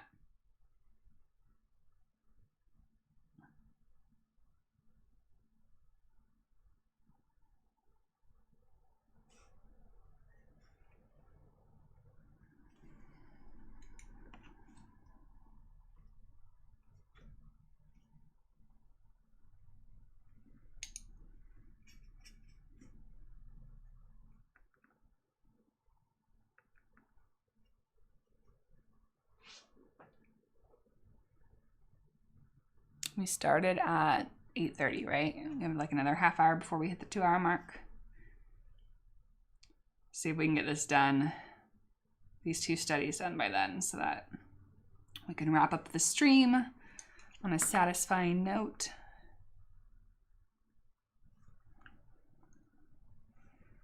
I actually went to bed at a reasonable hour last night instead of 4 a.m. So that means I'm getting a little tired now because I woke up earlier than usual.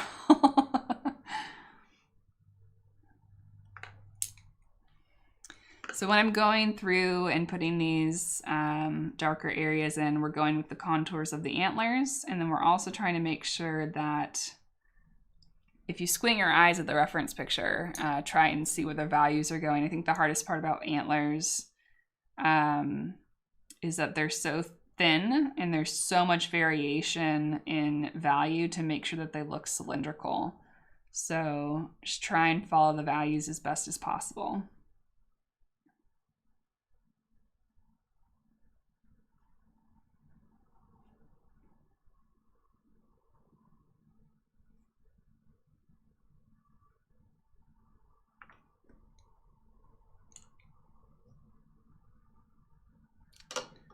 Working on a diamond painting. That sounds difficult. Oh, the little pieces? You're not painting a diamond in watercolors, right? You're using like the diamond painting craft kit type of thing. I've seen those. Well, thank you. I'm glad that you like them. I'm glad that they're translating well on camera. I still feel like we have a long way to go before they look good in person, but I'm glad that the start is good.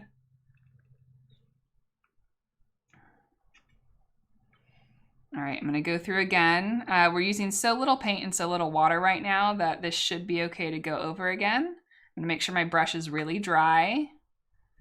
And we're gonna go through those shadows one more time and really try and deepen them up. Really paying attention to where we want those values to tell the story of where the curves are.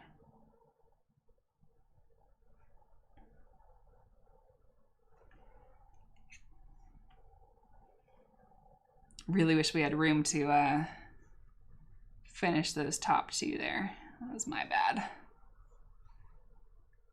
Got a little heavy-handed there. I didn't want to spread that out as much as I did, but I made a whoops. So we've got a shadow here. We have another shadow here.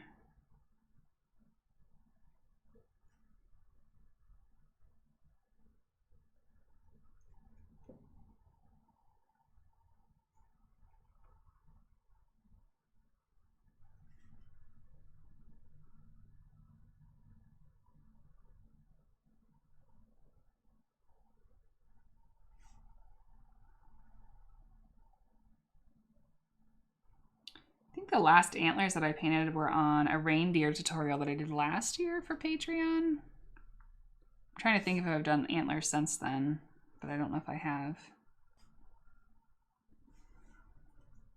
I see that the chat has moved out of my peripheral vision. I'll look up in a moment. I just don't want to lose track of where I am right now.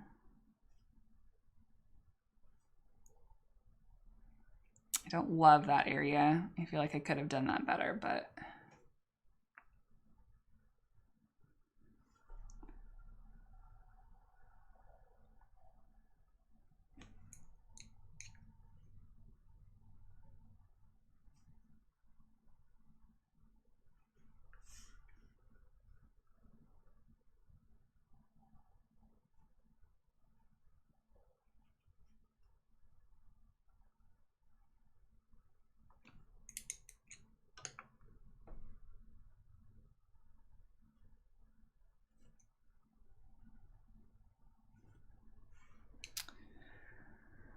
oh, thank you. I appreciate that.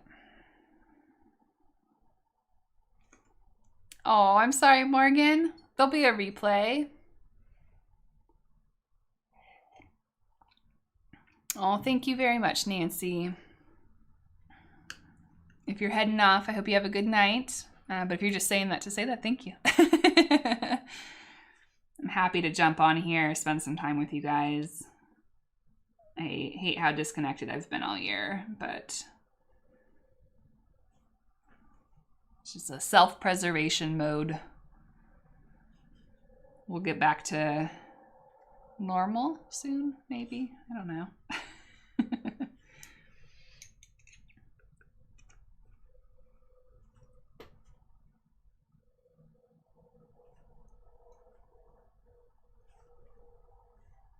My eye itches. But I'm afraid if I scratch it, my hat and or ears will fall off. I feel like I'm gonna hit my glasses and everything's just connected at this point.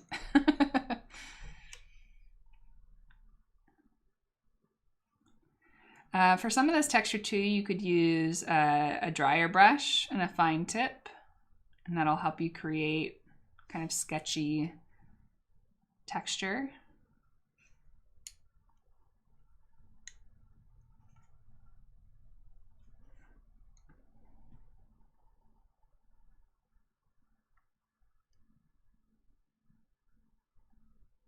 We're also going to add a third color And that'll help bring in a little bit more dimension as well.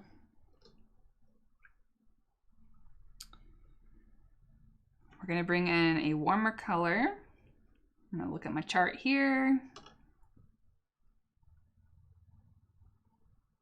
Let's go with the Cobalt Mortem. We were talking about that earlier. We're taking a little bit of artistic license here. I'm specifically also thinking about this one too as more kind of a goldeny color. So let's use a warmer color that is still in like this dark family. And in these transition areas between the cool and the lighter color, we have some, and we also have some of this reddish color in this like groove here where it dips and turns.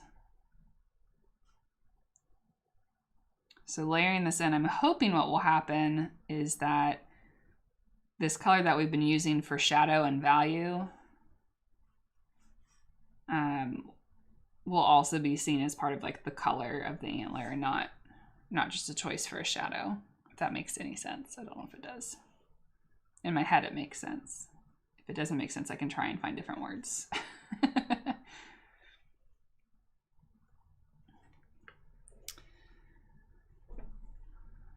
Merry Christmas to those of you coming in. We're in the later half of our stream. Gonna finish up here pretty soon, but trying to get a little bit of work done before that happens. To go into my tube of gouache we were talking about earlier. I'm just gonna use it from the tube.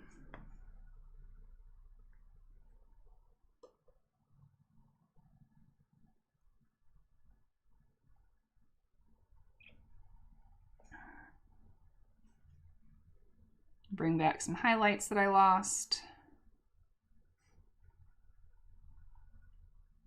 Cover up those stupid fatty pencil lines. They're most definitely in the way.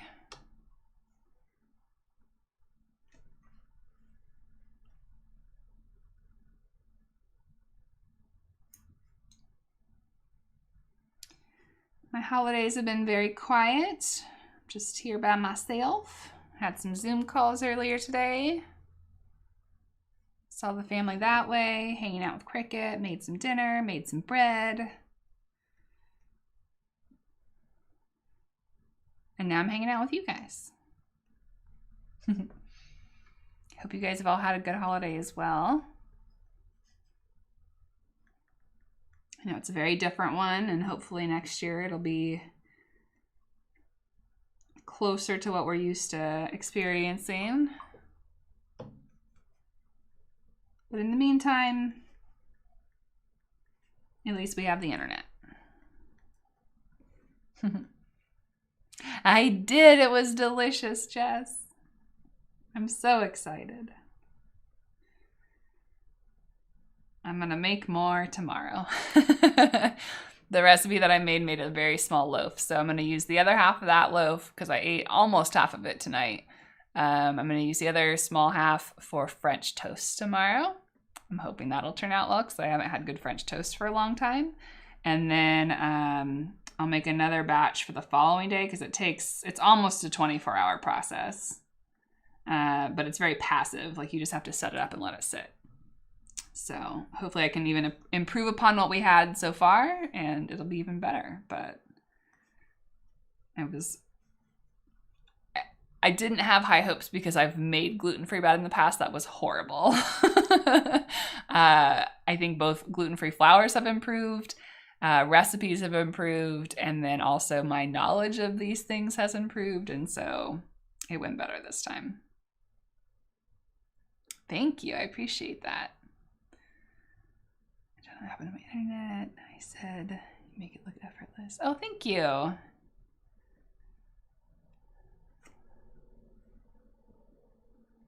Definitely not effortless, but I'm glad it appears that way. Antlers are quite a difficult subject for me. This is in the realm of, and I guess I didn't touch on this yet, we were talking about other things that I don't enjoy painting, like landscapes and things like that. I don't like painting anything that requires a lot of detail. for me, that's not where my joy comes from in painting. I like the bigger, looser, broader, watercolory type things. And also it hurts my shoulder really bad. So my favorite things are not super tiny and detailed. They're larger, bigger, broader things. So this is a challenge for me. And if we can come out with something that looks half decent, I'll be happy. Let's see. I think we're quieting down here. I know half of the world is just waking up right now. The other half of us are getting ready to go to bed. It's pretty late here. Jess, I'm actually surprised that you're still up. I guess it is holiday weekend after all, but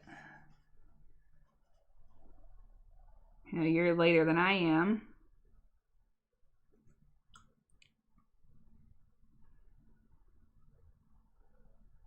Okay, guys, I am going to do something for your benefit, not mine. I was talking earlier about how I use white gouache usually, and I've been trying to avoid it because I don't want to clean it up. I don't like cleaning white gouache off my palette, but I'm going to show you what I normally do because I think that's going to be more educational for you.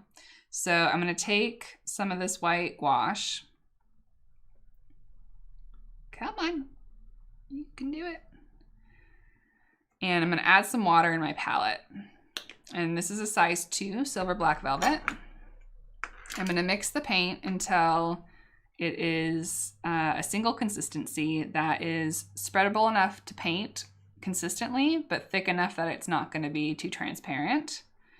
And then if you can see, this brush is pretty loaded with that white paint because the silver black velvets are really good at holding paint. And this is where it differs from the Escoda, where you'd have to dip it in all the time to do multiple lines. So now that I have my super tiny brush loaded with a lot of paint, we can do some additional areas here. And I think that'll be hopefully helpful for you guys to see. It'll also be, it'll look better because it's a smaller brush. And I was trying to do very small detail work with a larger brush and only half succeeding.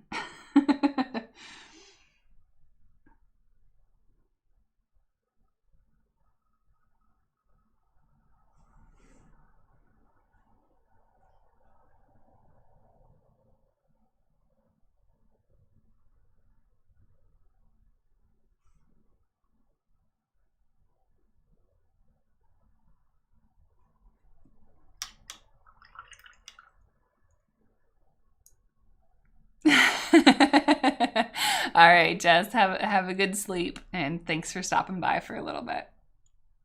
Do I have a favorite painting of 2020?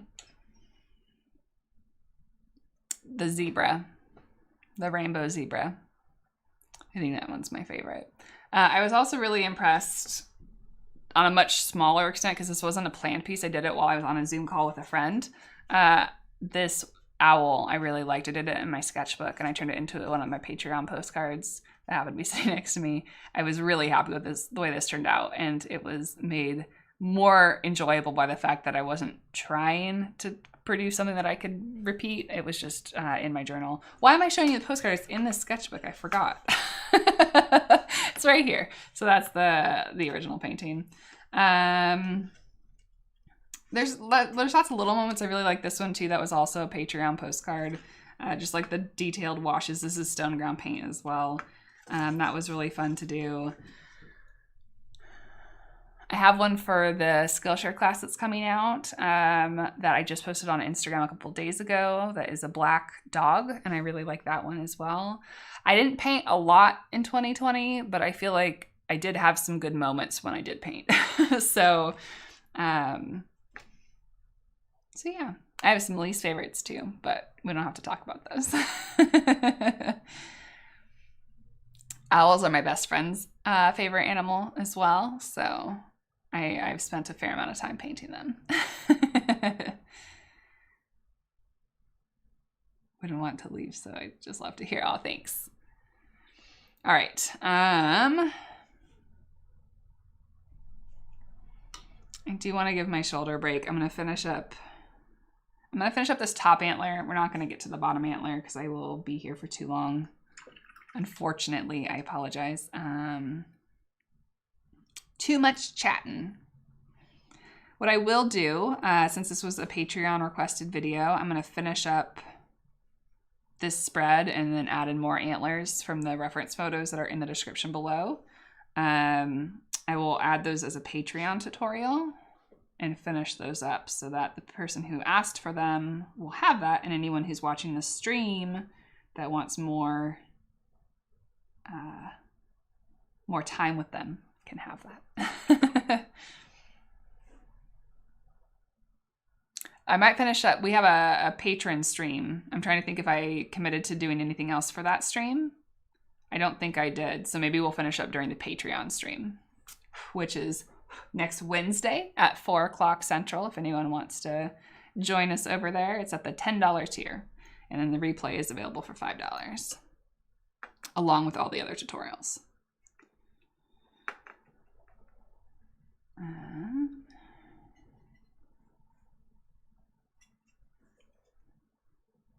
Trying to do this base so it's not just floating in the middle of nowhere. It's already a little strange that we have a disconnected antler. Thank you guys. I'm glad you liked the owl. It was so much fun. And here too you can see that it's I don't want to lay this flat because it has wet paint on it. This is the white gouache as well. So I use it on a lot of my paintings. It's not just stream. It's not just if I'm looking for a shortcut. I just like the way it looks better than painting over large areas. When it's a white animal, obviously that rule changes. I don't want to paint everything in white, but when you have like little moments that are layered on top of others, I enjoy that. All right, to cover up all this awful pencil smear, we're going to I'm going to use the same color that I used for the owl. We're going to use this. This green is the, I think it's called Florentine green from Stone Ground.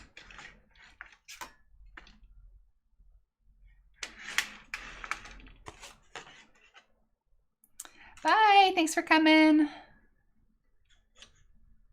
Oh, thank you. I'm glad you enjoyed coming. That's what I wanted it to be. I just wanted it to be a chat, not a tutorial, it won't be a particularly valuable replay, I don't think, but just hanging out for the people who are here and wanting a little extra company on this 2020 Christmas.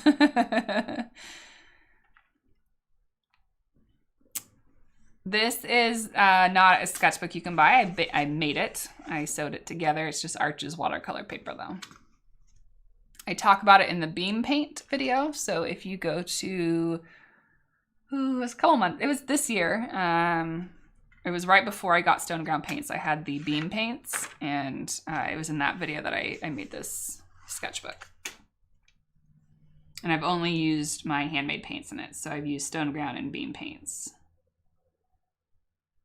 So we're gonna paint the background and this will help the white tips kind of pop a little bit more. We're gonna use the 2-brush technique. And we're gonna use our other brush to pull off and fade this to the paper. And this color is particularly lovely for this. I absolutely adore it. It separates really beautifully, it granulates. It softens off really nicely. I just love it.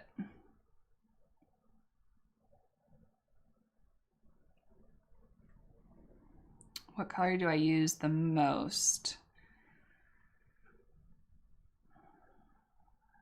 The colors that I replaced first in my palette from Da Vinci were the umbers and ultramarine, just because I mix them for darks so often.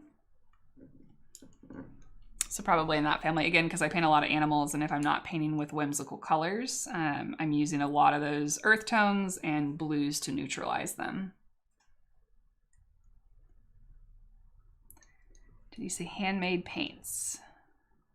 Yeah, these are from Stone Ground Paint. They do handmade paints at their company. I don't make them. I would love to make paint, but again, my shoulder issues won't let me do that. I bought everything for paint making, hoping that I could do a little bit of it, and I only did it once because it hurt so bad. So My body's just not built for it. But I wish it were. But I still enjoy using other people's handmade paints. But yeah, the Beam watercolors and Stone Ground are both Canadian companies. Beam is from a Native Indigenous woman who makes them traditionally like her father taught her how to do. And then Stone Ground is a more modern paint company, but is also made by hand. So I'm going to head out. It was lovely hanging out. It was good to see you too.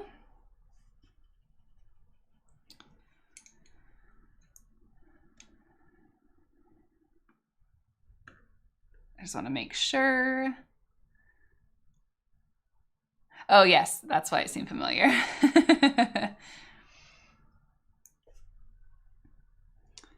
See, look, this green is nice and opaque. It's covering up all our pencil grossness. It's not perfect, but it helps.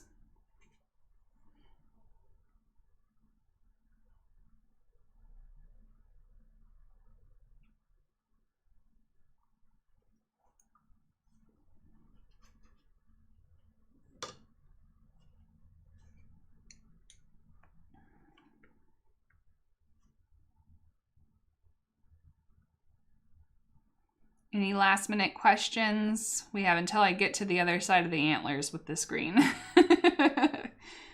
I'll sign off after that. I'm bad at goodbyes though, especially during 2020 and on Christmas, because I just like hanging out with y'all so much. But let me know if you have any questions so we're not here until the wee hours of the night. And I'll try and answer those before I go.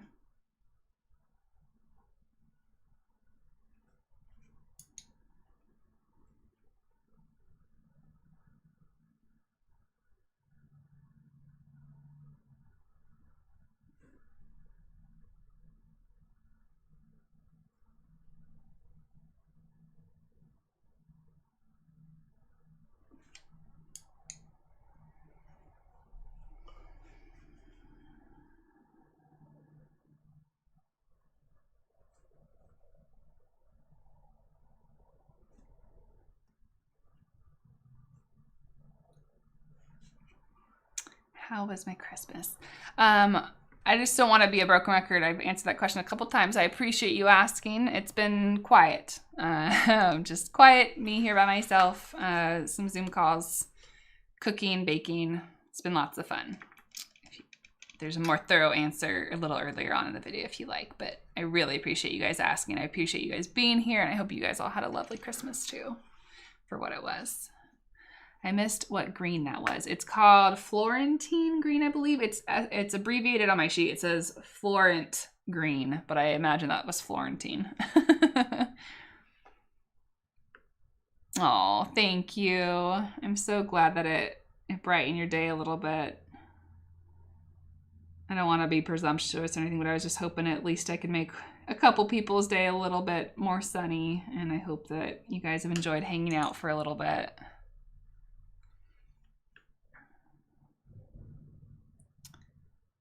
Oh, thank you, Jack. I just think it's such a wonderful medium. If you're in the right headspace for it. It's not for everyone, of course, just like other mediums aren't for everyone, but I find it really calming and relaxing, and it's just a nice hobby to have, fill our time with. Yep, long phone calls. I didn't get to talk to everyone that I wanted to talk to today, but I sent out a whole bunch of text messages earlier. Tried to get everyone on my list.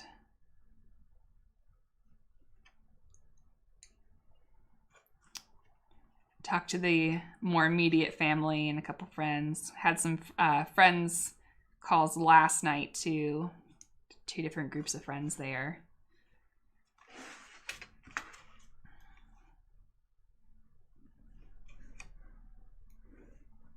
Oh, thank you.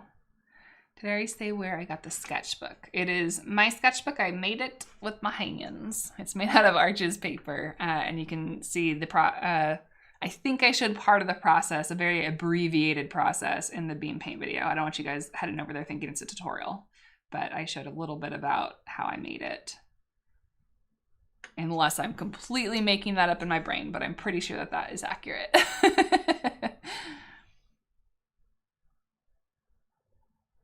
Oh, thanks. I didn't see a notification for the live chat, so I can't quickly remember questions. Sorry about, I don't know what's going on with the YouTube notifications.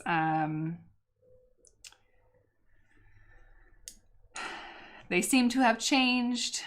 Not everyone is getting them, even if they hit the bell. Engagement's kind of down, so I'm not sure what's going on, but thanks for finding your way here. And if you're watching this in a replay and somehow got to the end, because I know it's not as exciting to watch replays when they're not live of live streams, but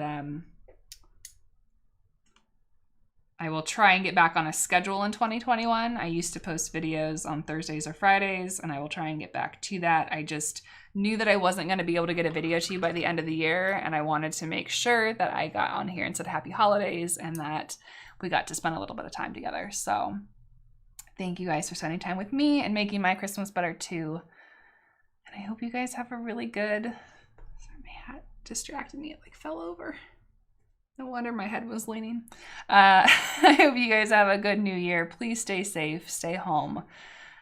Don't go anywhere you don't have to go. And hopefully next year will be better for all of us. Fingers crossed. And if you are on Skillshare or on Instagram, keep an eye out for my Skillshare class. I'm hoping to have it published before the end of the year. And we'll do almost everything, and I'll do everything in my power to do that. As long as my back doesn't give out again, it will be out by the end of the year. And I have almost everything filmed for it. I have everything filmed demonstration wise. Editing takes a really long time though, so that's the next stage. And then I have like the parts with my face that I don't love recording, but I have that to edit and add to like the intro and the outro and that kind of thing. But it's definitely underway. Many paintings ready to go, and I hope to bring that to you soon. And then once that class is out, I can take a breath and get back to YouTube videos. And yeah, I think that's about it. So thank you guys again.